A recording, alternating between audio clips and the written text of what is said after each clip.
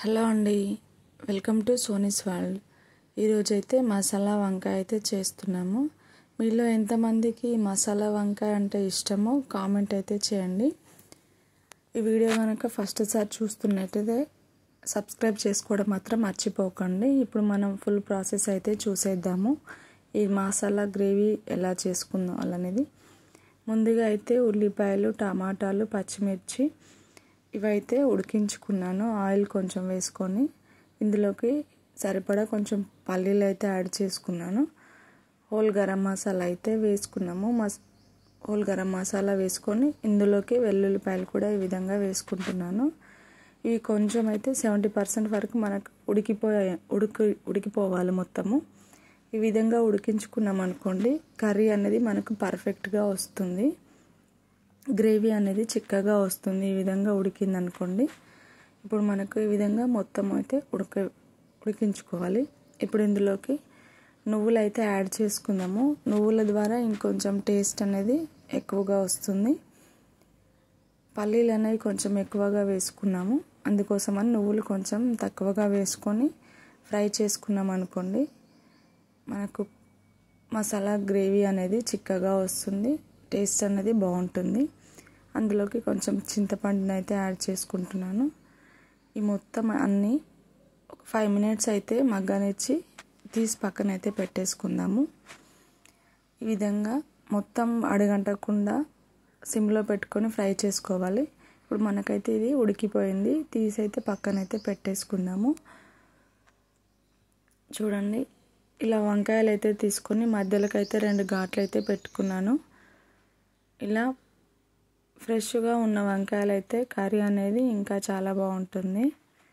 ఇలా కట్ చేసుకొని పక్కకైతే పెట్టుకొని ఆయిల్ అయితే పోసుకొని ఇలా వంకాయలు అయితే మొత్తం అయితే ఫ్రై చేసుకోవాలి. ఆయిల్లో ఫ్రై చేసుకుంటే వంకాయలు అనేది మంచిగా ఉడికిపోతాయి. ఇందులోనే ఎక్కువగా కలపకుండా ఉండాలి. ఎక్కువగా కలిపామనుకోండి ముక్కలు అనేవి విరిగిపోతాయి. సిమ్లో పెట్టుకొని మూత పెట్టుకొని ఈ విధంగా చిన్న చిన్నగా కలుపుకుంటూ వంకాయలు అనేవి ఫ్రై చేసుకోవాలి.